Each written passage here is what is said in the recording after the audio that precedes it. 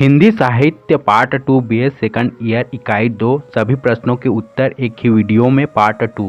तो चलिए शुरू करते हैं। प्रश्न 4 अंधेर नगरी एक सफल प्रहसन है, समीक्षा कीजिए। उत्तर अंधेर नगरी एक प्रहसन है। यह नाटक का ही एक रूप होता है। इसकी परिभाषा विषय में साहित्य दर्पणकार का मत है, अर्थात प्रहसन रूपक का एक प्रकार है जिसमें संधि, संदर्भ, लाक्ष्यांश और अंक की रचना भाण की भांति हुआ करती है। इसका कथानक अधम प्रकृति के व्यक्ति का इतिवृत्त होता है और वह भी कवि द्वारा कल्पित होता है। इसमें आर्भटी नामक वृत्ति नहीं होती और न विकम्भक और प्रवेशक की ही रचना की जाती है। इसका अंगिरस हास्य होता है। इसमें विध्यंग योजना ऐच्छिक होती है, अनिवार्य नहीं। प्रहसन दो प्रकार का होता है, एक शुद्ध प्रहसन और दो संकीर्ण प्रहसन।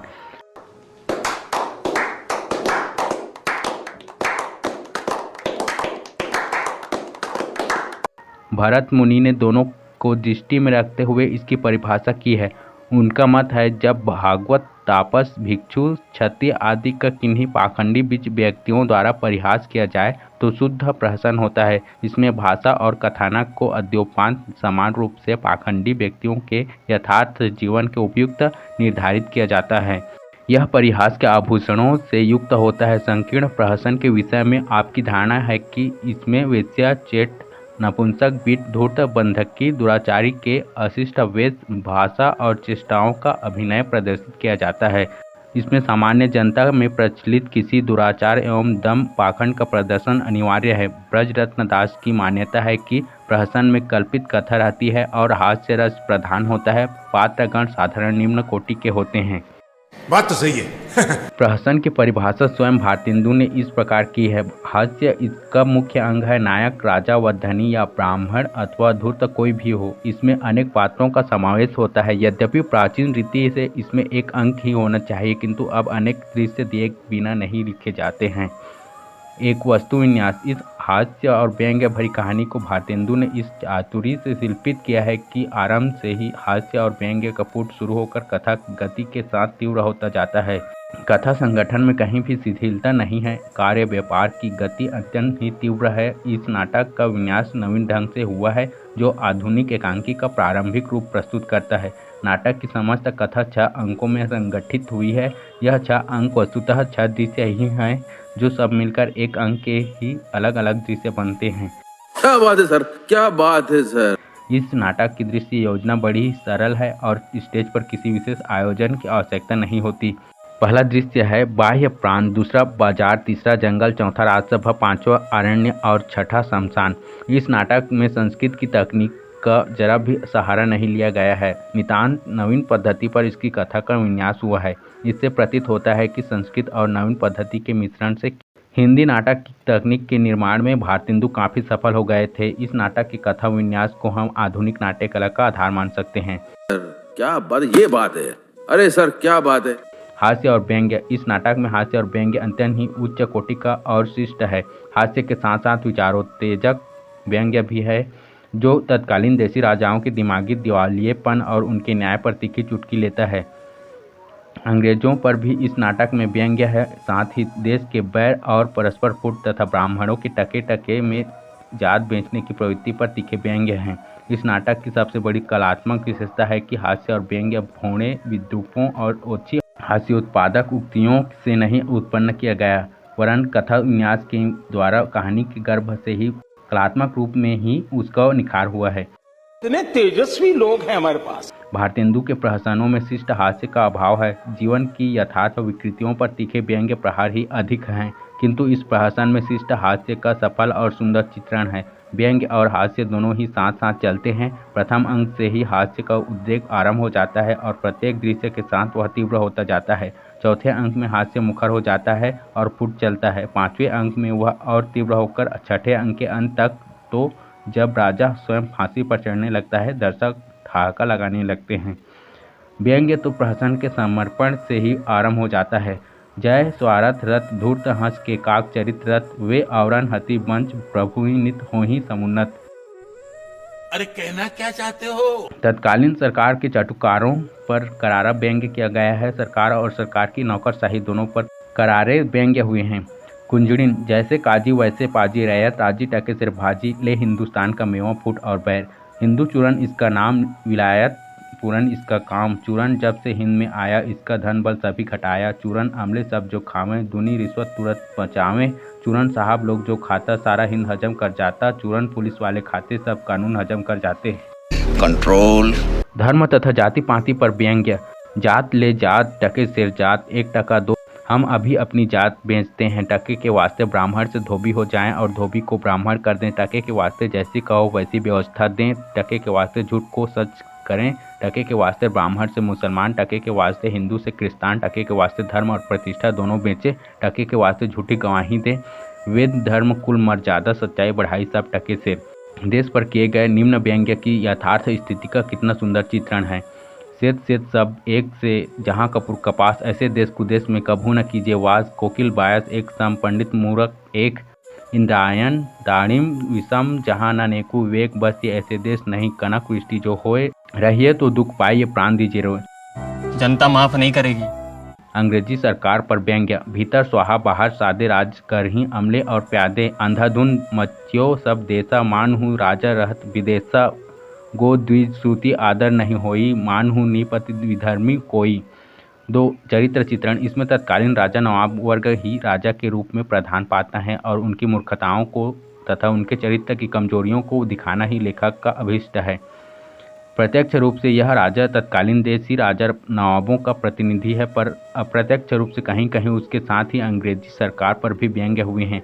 वहाँ वह भारतीय सरकार का प्रतीक बन जाता है। वस्तुतः पूरी राज व्यवस्था का ही वह एक प्रकार से प्रतीक चरित्र है। उसकी चारित्रिक विशेषताएं बड़े ढंग से चित्रित हुई हैं।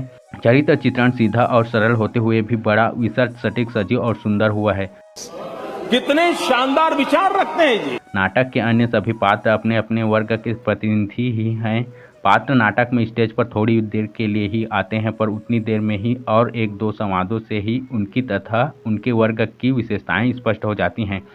कबाब वाला, नारंगी वाला, हलवाई, कुंजड़िन, मुगल जात वाला, ब्राह्मण आदि सभी पात्र एक संवाद बोलते हैं, पर उतने से ही उनकी जातिगत, व्यक्तिगत और वर्गगत विशेषताएं स्पष्ट हो जाती हैं। चरित्र चित्रण की यह विशेषता प्रकट करती है कि जीवन यथार्थ के प्रति भारतेंदु की दृष्टि कितनी पैनी और सचेत है। 3 भाषा संवाद छोटे नाटकीय व्यंग्यपूर्ण, सजीव और गतिशील हैं। उनमें चरित्रगत विशेषताओं और कथा अभीष्ट को स्पष्ट करने की क्षमता है। वातावरण की स्वाभाविकता उत्पन्न करने की सामर्थ्य है। दूसरे अंक में बाजार का दृश्य बड़ा ही स्वाभाविक बन पड़ा है। बाजार वालों की अपनी भाषा के प्रयोग ने उसकी स्वाभाविकता को और भी बढ़ा दिया है। उनकी भाषा बड़ी ही सजीव और पात्रानुकूल है। कबाब वाला। कबाब गर्मा गर्म मसालेदार, 84 मसाला, 72 आंच का कबाब गर्मा गर्म मसालेदार। समझ रहे हो? घासी राम चने और गरम। चने बनावे घासी राम, जिनकी झोली में दुकान। चना चुरमुर चुरमुर बोले, बाबू खाने को मुँह खोले। नारंगी वाला। नारंगी ले नारंगी, सिलहट की नारंगी, बुटवल की नारंगी, राम बाग की नारंगी, आनंद बाग की नारंगी। हलवाई। जलेबियाँ गर्मा गर्म, ले सेव, इमारती लड्डू, गुलाब जामुन, खुरमा, बूंदियाँ, बर्फी, समोसा, पेड़ा, कचौड़ी, दाल मोट, पकौड़ी, घेवर, गुपचुप, मोमनदार कचौड़ी, कचाला हलवा, नरम भचाका, घी में गरम, चीनी में तरातर, चाशनी में चमाचम। तो क्या नाचो मैं? कुंजड़िन। ले धनिया, मेथी, सोआ, पालक, चौलाई, बथुआ, करेनू, नोनिया, कुल्फा, कसारी, चना, सरसों का साग, मरसा। ले मरसा। भाषा के बोलचालपन का बड़ा ही सुंदर रूप प्रयुक्त हुआ है। भिक्षा उक्षा मिले तो ठाकुर जी को भोग लगे। साधुओं की भाषा। गुरु जी महाराज नगर तो नारायण के आश्रय से बहुत ही सुंदर है। जो है सो पर भिक्षा सदा मिले तो बड़ा आनंद होए। प्रहसन में आए गीत की कथा अभिष्ट और व्यंग्य को स्पष्ट करने वाली है। गीतों का आधिक्य खटकता नहीं। 4 अभिनेता। अभिनय की दृष्टि से यह प्रहसन भारतेंदु के नाटकों में सबसे अधिक सफल है। इसका अनेक बार अभिनय हो चुका है और अब भी जहाँ तहाँ इसका अभिनय होता रहता है। 5 देश काल एवं वातावरण। अंधेर नगरी प्रहसन का देश काल अंग्रेजों के शासन का काल है। वातावरण बाजार व राज दरबार का है। देश काल में सामाजिक समस्याओं व अव्यवस्था पर व्यंग्य किया गया है। 6 उद्देश्य। प्रहसन का उद्देश्य अंधेर नगरी के माध्यम से व्याप्त अव्यवस्था, अन्याय, शोषण, चापलूसी, भ्रष्टाचार, बैर फूट व योग्य को उचित स्थान न मिलने जैसी समस्याओं से दर्शक पाठक को अवगत कराना है। निष्कर्ष अंधेर नगरी भारतेंदु हरिश्चंद्र का प्रतिनिधि नाटक है। यह नाटक समय काल की सीमा से परे है। यह ब्रज का हिंदी में सुंदर समावेश, हास्य रस से भरपूर, मनोरंजक व ज्ञानवर्धक एवं सफल नाटक है। यह एक व्यंग्यपूर्ण रचना है। ये बड़ी अच्छी बात कही आप। प्रश्न 5, भारतेंदु हरिश्चंद्र का संक्षिप्त परिचय देते हुए हिंदी नाट्य साहित्य में उनके योगदान का उल्लेख कीजिए। उत्तर, जीवन और व्यक्तित्व। हिंदी साहित्य के इतिहास में आधुनिक युग के महान प्रवर्तक भारतेंदु हरिश्चंद्र हिंदी साहित्य आकाश में इंदु बनकर अवतीर्ण हुए। उन्होंने अपनी कविता कौमुदी से जनमानस को आह्लादित किया। उनकी देशभक्ति, हिंदी भाषा प्रेम तथा संस्कृति के प्रति अनुराग की उत्कट भावना आज तक निरंतर प्रेरणादायी रही है। बहुमुखी प्रतिभा के धनी तथा स्वभाव से मनमौजी भारतेंदु हिंदी जगत में श्रद्धास्पद एवं सम्मानभाजन रहे हैं। क्यों हिला डाला ना।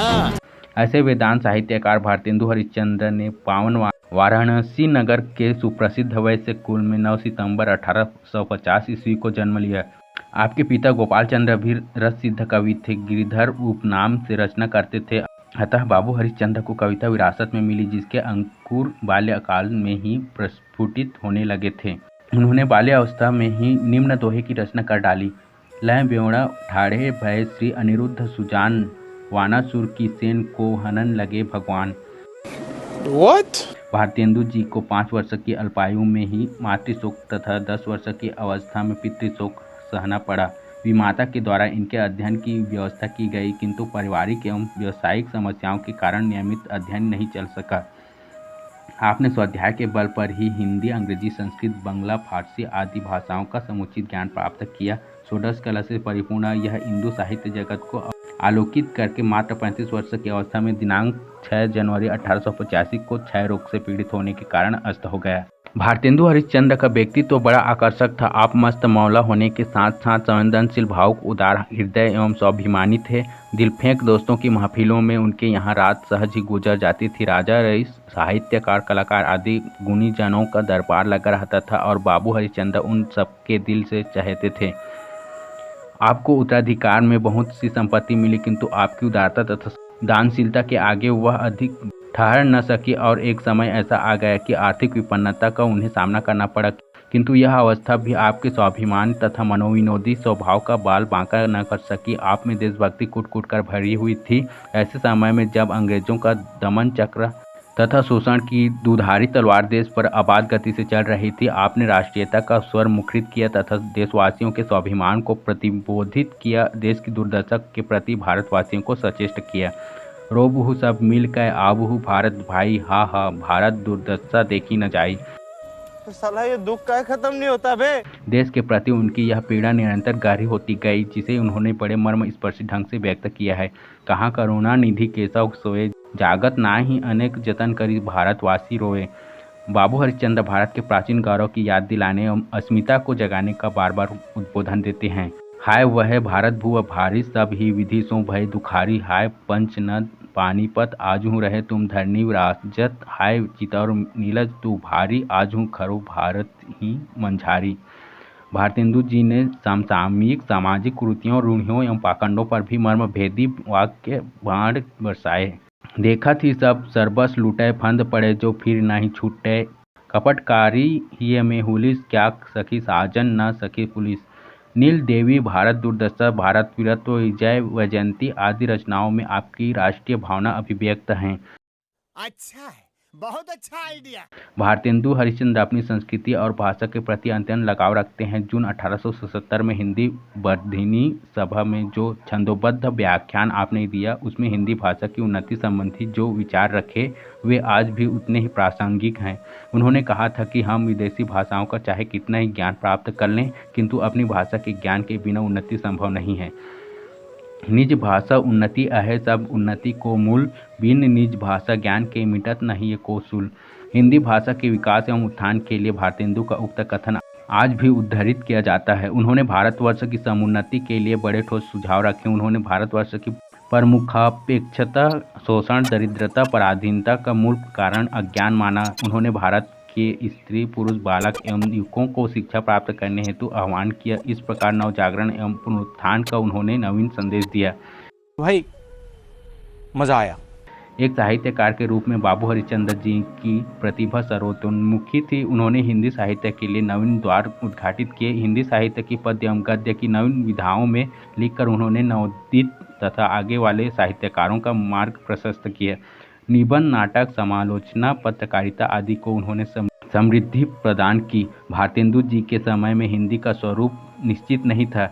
कोई संस्कृत निष्ठ शब्दावली से हिंदी भाषा कर रहा था तो कोई अरबी फारसी के शब्दों की भरमार कर रहा था, कहीं अनावश्यक उर्दू दानी से भाषा का गला घोंटा जा रहा था। भारतेंदु जी ने भाषा के अपेक्षित स्वरूप को स्थिर करने में उल्लेखनीय योगदान दिया। वेल डन, तालियां होनी चाहिए। सन 1865 में आप सपरिवार जगन्नाथ जी की यात्रा पर गए। इस यात्रा में आपका परिचय बांग्लादेश की नवीन साहित्यिक प्रगति से हुआ। उन्होंने बांग्ला में नए ढंग के ऐतिहासिक, पौराणिक, नाटक, उपन्यास देखे तथा उनसे प्रभावित हुए। उन्होंने ऐसी रचनाओं का हिंदी साहित्य में अभाव अनुभव किया।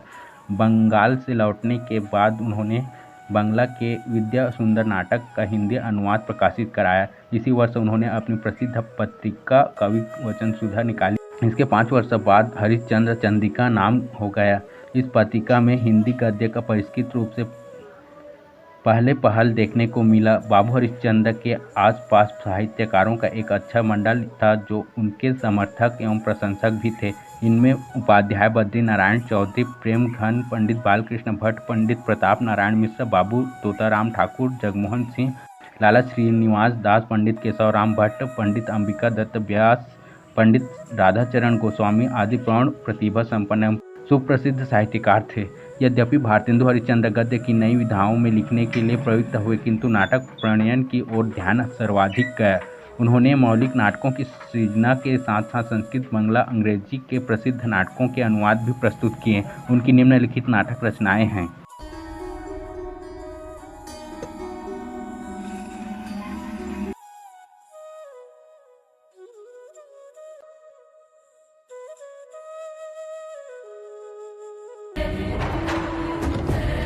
प्रश्न 6, भारतेंदु कृत प्रहसन अंधेर नगरी चौपट राजा की कथा वस्तु पर संक्षेप में प्रकाश डाले।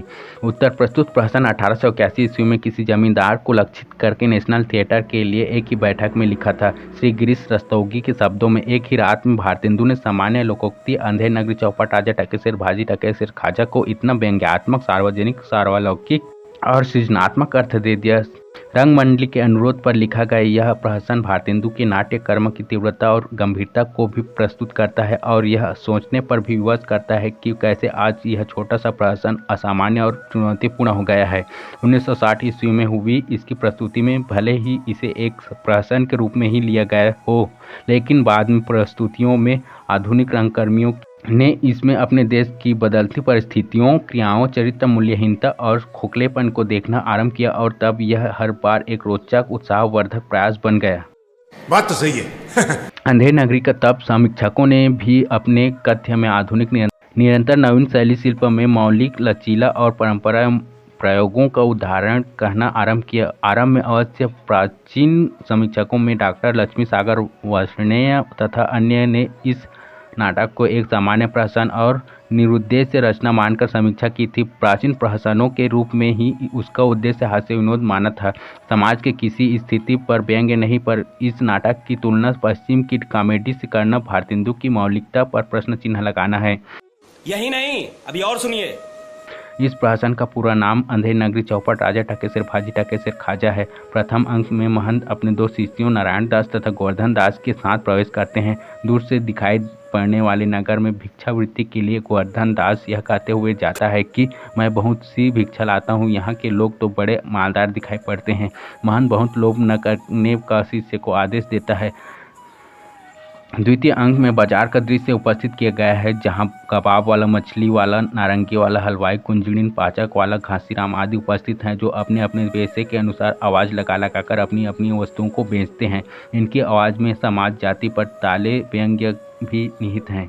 तृतीय अंक में गोवर्धन दास अंधेर नगरी से टकेसर खरीदी हुई मिठाई महंत तथा नारायण दास के सामने रखता है। महंत को जब नगरी का नाम, वस्तुओं के भाव का पता लगता है, तब वह यह विचार कर सेठ से सब एक से जहाँ कपूर कपास, ऐसे देश कुदेश में कभू न कीजिए बास।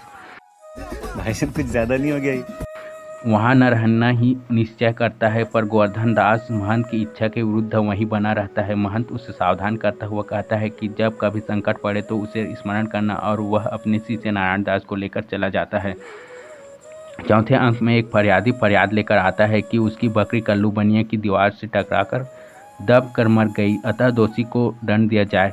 राजा दीवान को बुलवाने के लिए कहता है, पर जब उसे ज्ञात होता है कि दीवार ईंट चूने की होती है और उसका कोई भाई बेटा नहीं होता है, तब कल्लू बनिए को बुलवाया जाता है। वह कारीगर को दोषी बताता है। कारीगर चूने वाला भिस्ती पर, कसाई भिस्ती पर, कसाई गडरिये पर दोष मरता है, और गडरिये यह कहके कि कोतवाल की सवारी जा रही थी, अतः मैं भूल से छोटी भेड़ के स्थान पर कसाई को बड़ी भेड़ दे गया, दोष से बचना चाहता है। अतः राजा इस बात को मान लेता है कि यदि भूल से गडरिये ने कसाई को बड़ी भेड़ न दी होती तो न तो भिस्ती की बड़ी मशक बनी होती, और न उसकी मशक से चूने में अधिक पानी पड़ा होता, और न चूना बनाने वाले ने गीला कारक दिया होता, और न दीवार गिरी होती। फलतः कोतवाल को फांसी दिया जाना निश्चय होता है, क्योंकि उसकी सवारी ही गडरिये की भूल का कारण है। बंद करो हाथ जोड़ के। मैं 5वें अंक के प्रारंभ में गोवर्धन दास साधु को 4 प्यादे आकर पकड़ लेते हैं। उसके पकड़े जाने का कारण यह है कि कोतवाल की गर्दन पतली है और फांसी का फंदा बड़ा है, अतः मोटे आदमी का होना आवश्यक है। मिठाई खा कर गोवर्धन दास ही मोटा हुआ है। अब वह अपने गुरु की सीख याद करता है। 6ठे अंक में शमशान में गोवर्धन दास को आपत्ति से मुक्ति दिलाने के लिए गुरुजी उपस्थित हो जाते हैं। उपदेश देने के बहाने से महंत गोवर्धन दास के कान में कुछ कहते हैं। इसके बाद दोनों ही परस्पर फांसी पर चढ़ने के लिए होड़ करने लगते हैं। उसी समय राजा, मंत्री और कोतवाल आ जाते हैं। महंत और गोवर्धन दास की मरने के लिए इस होड़ाहोड़ी के विषय में राजा प्रश्न करता है। महंत कहता है, इस समय ऐसी महायोग है कि जो मरेगा सीधा बैकुंठ जाएगा। गुरु की इस बात से मंत्री और कोतवाल में मरने के लिए होड़ होने लगती हैं। राजा बीच में पड़कर कहता है कि राजा के होते हुए और कौन बैकुंठ जा सकता है, हमको फांसी चढ़ाओ। जल्दी जल्दी राजा फांसी पर चढ़ा दिया जाता है। खत्म। बाय बाय, टाटा, गुड बाय, गया।